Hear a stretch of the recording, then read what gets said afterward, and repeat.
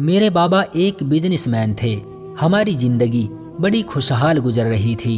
मैं उनकी इकलौती नूरे नज़र थी। मुझसे बहुत प्यार करते थे।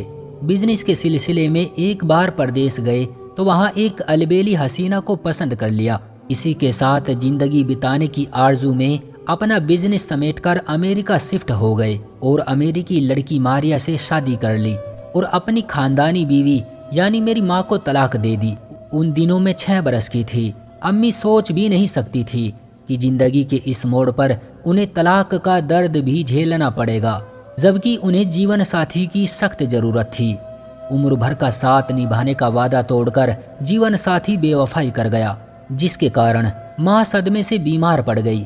होना तो ये चाहिए था कि बाबा जुदाई का दाग देने की बजाय साथ निभाते, लेकिन ऐसा ना हुआ और वो तलाक का सदमा मेरी माँ के लिए बड़ा तकलीफ देह साबित हुआ। वो बिस्तर से लग गई। सब ने समझाया कि खुद को संभालो, तुम्हारे सामने एक नन्ही बच्ची की जिंदगी का सवाल है, मगर किसी के समझाने का असर ना हुआ और इसी आलम में 6 बरस दिमागी अजियत सहने के बाद वो अल्लाह को प्यारी हो गई। मैं 12 बरस की हो चुकी थी जब अम्मी मुझे बेसहारा छोड़कर गुजर गई। मेरी खातिर बाबा को खबर दी कि वो मुझे अपने साथ अमेरिका ले जाए, लेकिन बाबा भी लेने नहीं आए, बल्कि ताया को मेरा सरपरस्त बना दिया। शुरू के 2 साल ताई के पास रही, लेकिन बहुत गमगीन रहती थी। तभी मामू और मुमानी आए और मुझे अपने साथ ले गए। ताई थोड़ी सख्त मिजाज की थी, जबकि मुमानी नरम दिल की थी। वो मुझसे प्यार करती तो मेरा दिल बहल जाता। मामू के घर में 7 बरस रही और फिर ताया से मशवरा करने के बाद मामू मुमानी ने अपने बेटे बुलंद इकबाल से मेरी मंगनी कर दी। मंगनी पर ताया आए तो कहने लगे कि मैं माहम को साथ ले जाऊंगा और अपने घर से उसकी रुखसती करूंगा। जिस घर में मंगेतर हो वहाँ लड़की का रहना सही नहीं है। मामू ने ऐतराज न किया। मेरा जी तो ना चाहता था कि ताया के घर रहूं, मगर उनकी मोहब्बत को मद्देनजर रखते हुए उनके साथ आ गई। एक रोज ताया ने कहा कि बेटी, तुमने एफए किया है, अगर बीए भी कर लेती तो अच्छा होता। मैं भी यही चाहती थी। ताया अब्बू की ख्वाहिश के मुताबिक मैंने एक गर्ल्स कॉलेज में एडमिशन ले लिया। एडमिशन तो मिल गया, मगर कॉलेज घर से काफी दूर था।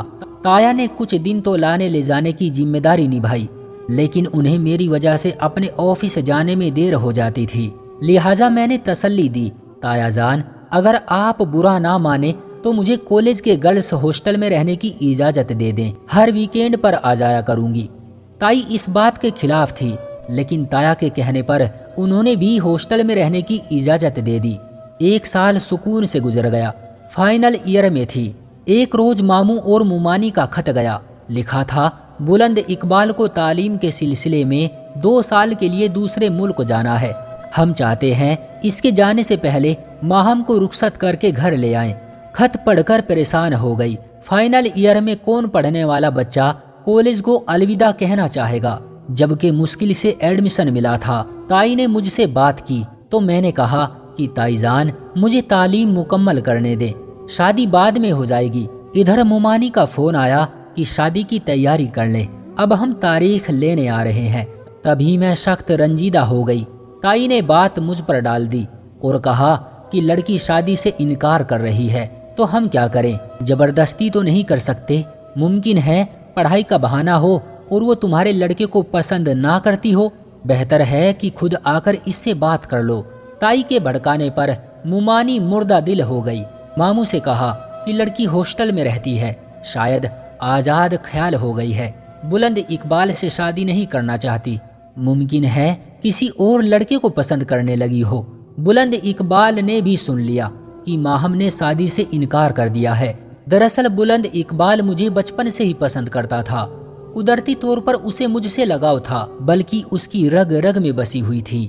उसने खुद मुझसे मिलने का इरादा कर लिया ताकि असल हकीकत जान सके। माँ बाप से बताए बगैर मुझे टेलीफोन किया और दूसरे मुल्क जाने से पहले मुलाकात की ख्वाहिश जाहिर की। ये भी कहा कि मेरे माँ बाप या तुम्हारे ताया ताई को इस मुलाकात की खबर नहीं होनी चाहिए। कुछ सोचकर मैं इनकार न कर सकी। अब मुश्किल ये थी कि हॉस्टल में किसी से यूं मिलने की इजाजत न थी। अगले दिन बताए बगैर वो मुझसे मिलने हॉस्टल पहुंच गया। मैंने उससे कहा कि यहाँ बात नहीं हो सकती, हॉस्टल की वार्डन इजाजत नहीं देगी। बेहतर है कि कल सुबह कहीं बाहर चलकर बात कर लें। दूसरे रोज सुबह उसने फोन किया कि तुम फला जगह आ जाओ, मैं तुमको साथ ले लूंगा। उस दिन 2 ही पीरियड थे। मैं तय की गई जगह जो कॉलेज से नजदीक ही थी वहां चली गई। बुलंद इकबाल मेरा इंतजार कर रहा था। वो दोस्त की गाड़ी में मुझे लेने आया था। उसका दोस्त वहीद कोठी में अकेला रहता था क्योंकि उसके माँ बाप इलाज की खातिर दूसरे मुल्क गए हुए थे। वहीद हमें अपने ड्राइंग रूम में बैठाकर खुद दूसरे कमरे में चला गया ताकि हम सुकून से बात कर सके। इकबाल कुछ परेशान और गमगीन था। उसने कहा, मैं तुम्हारा आखिरी फैसला मालूम करने आया हूँ क्योंकि मैंने सुना है कि तुम मुझे पसंद नहीं करती, इसलिए शादी से इनकार कर रही हो। उसे मैंने यकीन दिलाया कि ऐसी कोई बात नहीं, लेकिन ताया अब्बू चाहते हैं कि मैं फाइनल ईयर मुकम्मल कर लूं, उसके बाद मेरी रुखसती कर देंगे। शायद आपकी अम्मी ने ताई की बातों का गलत मतलब निकाला है।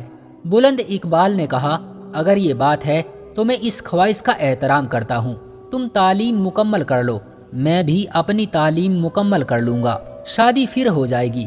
मैं 2 साल तो क्या, तुम्हारा उम्र भर इंतजार कर सकता हूँ, लेकिन शादी तुम ही से होगी। तुम मेरी बचपन की चाहत हो। ये मुलाकात मेरे लिए फतह से कम न थी। एक बहुत बड़ी परेशानी खत्म हो गई थी। मेरे जवाब से मुतमईन होकर इकबाल चला गया और मैं अपनी पढ़ाई में मशगूल हो गई। हमारी मुलाकात को 1 महीना गुजरा था कि उसके दोस्त वहीद का फोन आ गया। माहम साहिबा, आपका कजन मेरे घर आया है और एक आखिरी मुलाकात की इल्तजा कर रहा है। क्या आप थोड़ी देर के लिए आ सकती हैं?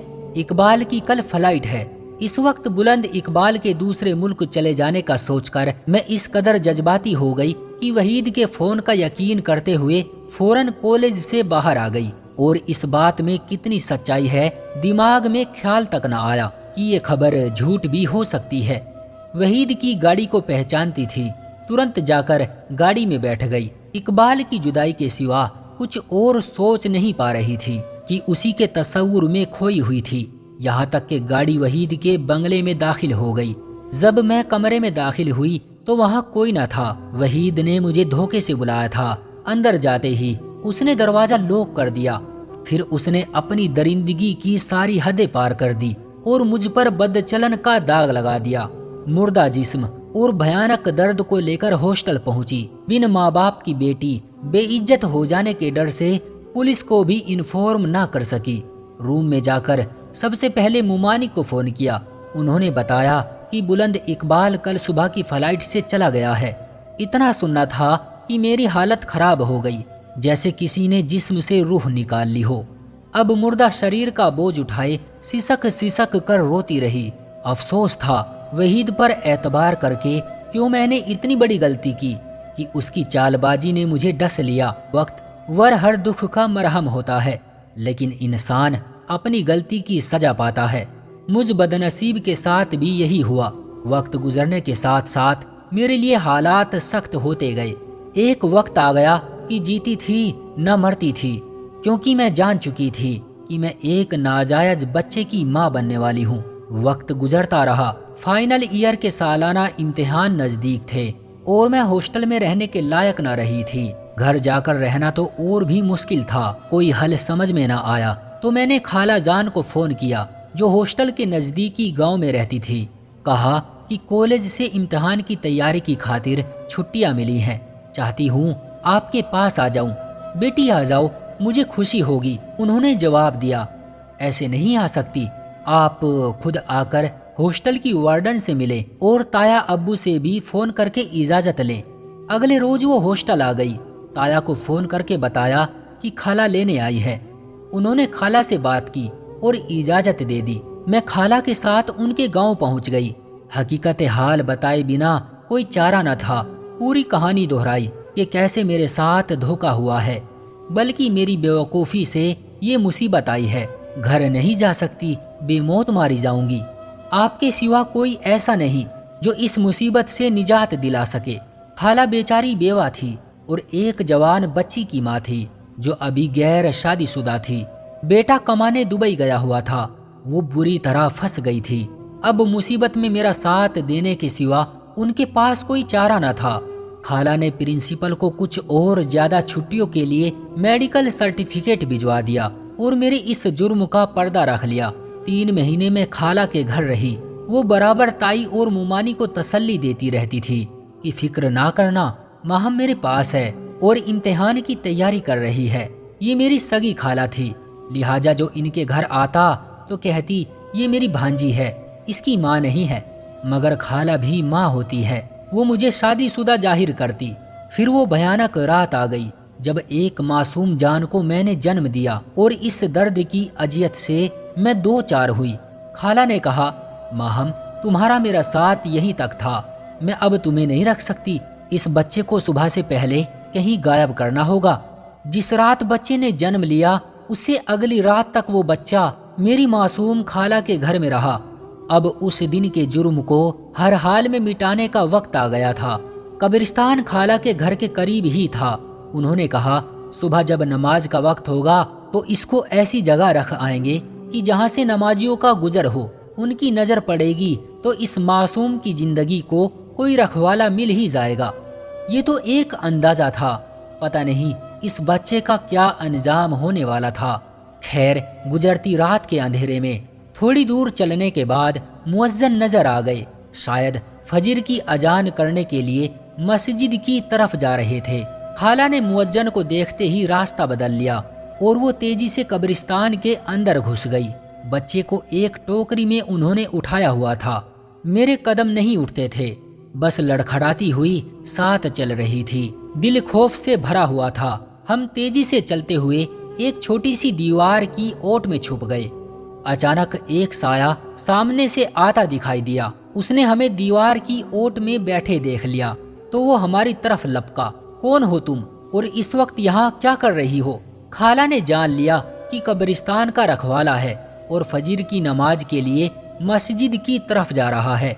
मुंह से चादर हटाकर बोली, हम चोर नहीं हैं और ना ही कोई पुरानी कब्र खोदकर कुछ गाड़ने आए हैं। हमारे पास अल्लाह की एक अमानत है, इसको तुम्हारे सुपुर्द करने आए हैं। ये कहकर टोकरी उसकी तरफ बढ़ा दी। इसको मस्जिद के सामने रख दो, हम पर एहसान करो। एक बेकसूर जवान लड़की को रुसवाई से बचा लो। वो बुजुर्ग सुलझा हुआ और समझदार आदमी था, बात तुरंत समझ गया। उसने तुरंत बच्चे की टोकरी थाम ली और कहा, अब निकलो जल्दी इधर से। ये कहकर वो मस्जिद की तरफ चला गया। इतनी बड़ी मुसीबत के वक्त खुदा ने किसी को फरिश्ता बनाकर भेज दिया था। उसने टोकरी को इमाम मस्जिद के हवाले किया। ये टोकरी कब्रिस्तान से गुजरते हुए एक पुरानी कब्र के पास से मिली है। ये कहते हुए उसने बच्चे के मुंह पर से चादर को खोल दिया ताकि मासूम जान ताजा हवा में सांस ले सके। नमाज के बाद सभी नमाजी जमा हो गए। बच्चे की मासूम सूरत देखकर अल्लाह अल्लाह करते रहे। तब कब्रिस्तान के गोरकन आगे आए और बोले, बच्चा हमको दे दो, हमारे यहाँ औलाद नहीं है, इसे बहू पाल लेगी। इमाम साहब ने बच्चे को गोरकनों के हवाले कर दिया। अगले रोज शाम को खाला अपने शोहर की कब्र पर जाने के बहाने कब्रिस्तान गई। चौकीदार से पूछा, क्या अल्लाह ने टोकरी वाले पर रहमत की? हाँ, उसने कहा। गोरकनों ने उसे गोद ले लिया है। अल्लाह ने चाहा तो रहमत के साए में रहेगा। शायद बड़ा होकर गोरकन बनेगा और तुम्हारी कब्र खोदेगा। उसके मुंह से इस तरह की कड़वी बात सुनकर खाला समझ गई कि चौकीदार अब उनसे कोई ज्यादा ताल्लुक नहीं रखना चाहता। उस दिन के बाद खाला वहां फिर कभी नहीं गई। आज इस वाक्य को 40 बरस होने को है। अब तो खाला भी इस दुनिया से गुजर चुकी है। खाला मददगार ना होती तो फाइनल ईयर के पर्चे हरगिज ना दे पाती। उन्होंने साथ दिया तो मैंने इम्तिहान दिया। इम्तिहान से फारिग होने के बाद ताया ने मुझे घर बुला लिया और फिर मेरी शादी बुलंद इकबाल से हो गई। आज मेरे बच्चे जवान हैं, उनकी खुशियां देखती हूँ। मगर वो रात और वो दाग लाख कोशिशों के बावजूद भूले से भी नहीं भूल पाती। कई बार सोचा कि शोहर से उसके दोस्त की कमीनगी का हाल कह दूं, मगर हिम्मत नहीं हुई, क्योंकि जानती हूँ उसके बाद उनकी खुशियों को भी घुन लग जाएगा। तो दोस्तों, इस कहानी से ये सबक मिलता है कि एक तो मियाँ बीवी कभी भी अपने छोटे बच्चों को छोड़कर एक दूसरे को तलाक न दे, क्योंकि ऐसा करने से बच्चों की जिंदगी तबाह हो जाती है। और इससे दूसरा सबक ये मिलता है कि कॉलेज में पढ़ने वाली या हॉस्टल में रहने वाली लड़कियां कभी किसी पर एतबार, किसी पर विश्वास ना करें, वरना माहम की तरह जिंदगी भर पछताना पड़ेगा और इसके अलावा जिल्लत और रुसवाई ही मुकद्दर ठहरेगी। आपका इस कहानी के बारे में क्या कहना है? कमेंट करके अपनी राय का इजहार जरूर करें। वीडियो को लाइक कर दीजिए और इसी तरह की कहानियां लगातार देखने के लिए चैनल को सब्सक्राइब करके घंटी को दबाकर ऑल पर सेट कर लीजिए, ताकि आने वाली वीडियो का नोटिफिकेशन आपके पास तुरंत पहुंचे। मैं मिलता हूं आपसे अगली वीडियो में, तब तक के लिए धन्यवाद।